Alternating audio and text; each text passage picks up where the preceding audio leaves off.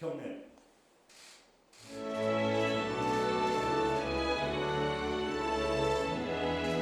탄소 중립은 기후 위기에 공동 대응하기 위해 세계가 함께 나아가야 할 방향입니다. 세계 각국은 지속 가능한 지구를 위한 피할 수 없는 선택으로 탄소 중립을 선언하고 있습니다. 가장 앞선 EU는 지난해 그린 딜을 통해 2050년 탄소 중립을 발표했고, 중국은 2060년, 일본은 2050년을 목표로 탄소 중립을 선언하는 등 전 세계가 기후 위기 극복이라는 공동의 목표를 향해 나아가고 있습니다. 우리도 국제사회의 책임 있는 일원으로서 이 같은 세계적 흐름에 적극 동참해야 합니다.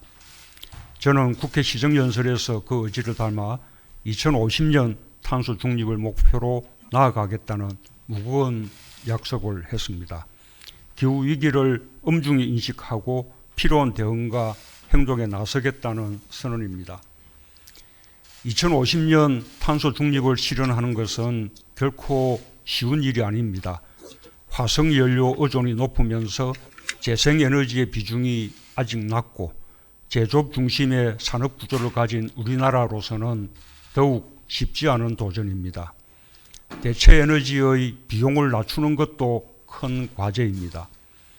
그러나 기후위기 대응은 선택이 아닌 필수입니다. 인류의 생존을 위해서도 대한민국의 미래를 위해서도 반드시 가야만 하는 길입니다.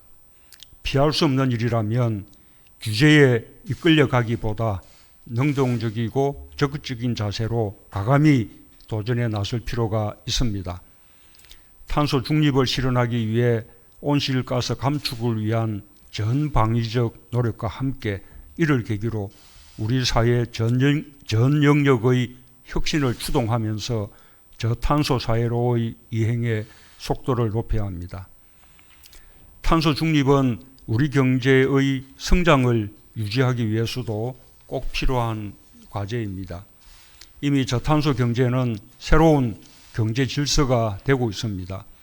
EU 등 주요 국가들은 환경 규제와 장벽을 더욱 높이고 있어 이를 뛰어넘으려면 기업들도 친환경, 저탄소 경제로 가야만 살아남을 수 있습니다.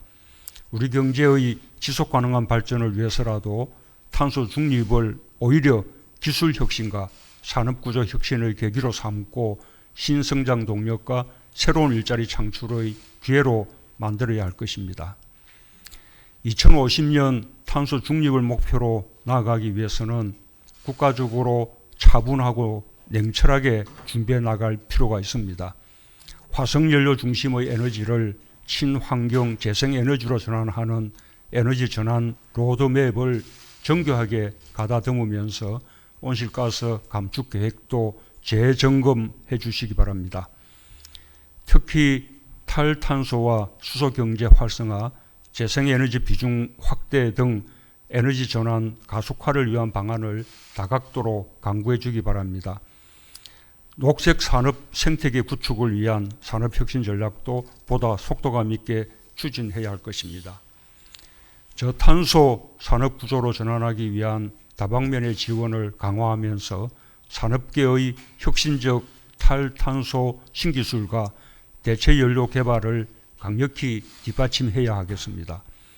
건물과 수송의 저탄소화에도 각별히 관심을 가져야 할 것입니다. 에너지 투입을 최소화하고 재활용, 재사용을 최대화하는 순환경제로의 대전환을 힘있게 추진하면서 저탄소 경제로의 이행에 따른 기업과 노동자 보호 대책에도 만전을 기해주기 바랍니다. 2050년 탄소 중립을 위해서는 강력한 추진 기반이 마련되어야 합니다.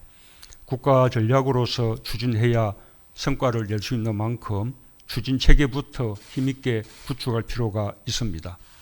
스스로 탄소 중립 목표를 세워 앞서가고 있는 서울, 광주, 충남, 제주 등 지자체의 노력을 모든 지자체로 확산하고 민간의 참여와 협력도 이끌어낼 필요가 있습니다.